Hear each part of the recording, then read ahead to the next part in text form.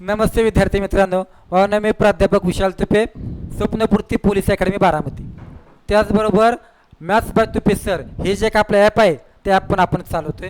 तर भावांनो, बारामती या ठिकाणी जी काय आपली पोलीस अकॅडमी आहे, या अकॅडमीच्या माध्यमातून चालू पोलीस भरतीमध्ये आत्तापर्यंत जवळजवळ 42च्या पुढं हे विद्यार्थी वेगवेगळ्या ठिकाणी महाराष्ट्रातल्या पोलीस दलामध्ये भरती झाले आहेत. नुकताच एक 8 दिवसापूर्वी पिंपरी चिंचवडचाच निकाल लागला. त्या निकालामध्ये आपल्याच अकॅडमीचे ऑफलाईन बॅचचे 14 विद्यार्थी हे निवड झालेत. त्याच्यापैकीच आज एक विद्यार्थी आपल्याला भेटायला आलेला आहे. तर आपण त्याचा आपल्या क्लासच्या वतीने या ठिकाणी सत्कार करणार आहोत. या तर बाळांनो, हा आहे मारुती साळुंखे, बारामती तालुक्यातील डोरलेवाडी या गावचा हा विद्यार्थी आहे. आणि आत्ता 133 टोटल घेऊन तो या ठिकाणी निवड झालेला आहे. तर त्याचा आपण या ठिकाणी सत्कार करूया.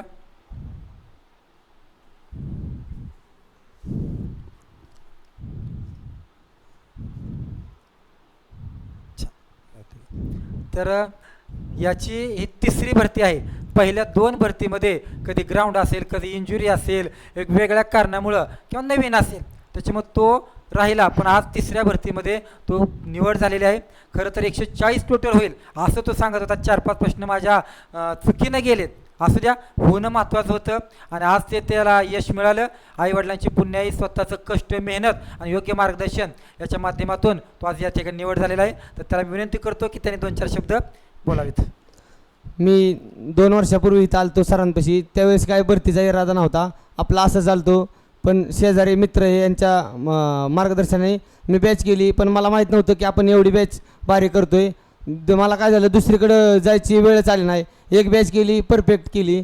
सरांपाशी आलो त्यावेळेस मला सरांनी बेरीज वजाबाकीपासून फार अवघड गणित सोडवण्याचं म्हणजे मदत केली.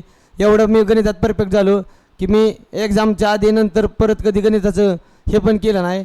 मी आत्ता ह्याच्या आधी झालेल्या फॉरेस्टच्या एक्झामला सुद्धा 88 मार्क पडलेली. त्यावेळेस पण माझं एवढं गणित काय चुकलं नव्हतं. मी एक्साईजला सुद्धा होतो, फक्त ग्राउंडमुळं राहिलो. आणि ह्यावेळेस मी ठरवलेलंच की किती झालं तरी 95+ लेखी टाकायची. थोडंफार GKचे प्रश्न होते, त्याने जरा अडचण झाली. पण गणिताचा माझा एक पण प्रश्न चुकला नाही. आणि मी एकदा बॅच केल्यानंतर सरांची गाठ घ्यायला सुद्धा आलो नव्हतो की असं होतं सर हे ते. आमचा मित्र होता रवी अवघडे, त्याच्या वया एकदा मी घेतलेल्या एकदम सुसज्ज सरांचा म्हणजे लिहिलेल्या होत्या सगळं टिप वाईज. एकदा वही वाचली की एकदम परफेक्टच होणार डोक्यात.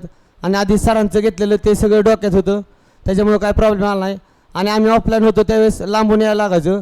आता ऑनलाईन झाले त्याच्यामुळं काय कुठून महाराष्ट्रातून बघू शकतात विद्यार्थी. आणि सरांचा खूप फायदा होतो. सगळ्यांनी बॅच करायला पाहिजे एकदा तरी. आणि एकदा बॅच केल्यानंतर मला नाही वाटत नंतर कधी बॅच करतील मुलं. कसं आहे, बेसिक टू ॲडव्हान्स सगळं सरांकडं मिळतं आणि जे पाहिजे तेच मिळतं. उगाच फापट पसारा नाही, हे नाही ते नाही. आणि सरांचं माध्यमिकला सर शिकवत असल्यामुळे सरांना माहिती आहे स्पर्धा परीक्षेत काय येतं, कसं येतं.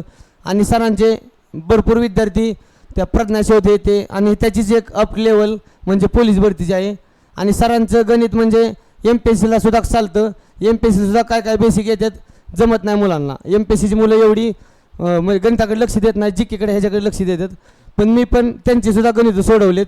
ह्याच्या आधी आमचे मित्र होते, त्यांना पण म्हणजे गणितही सोडून द्यायचो. ते आत्ता मला वाटतं ह्याला नगरपालिकेत हे झालं ऑडिटर म्हणून काम आहे.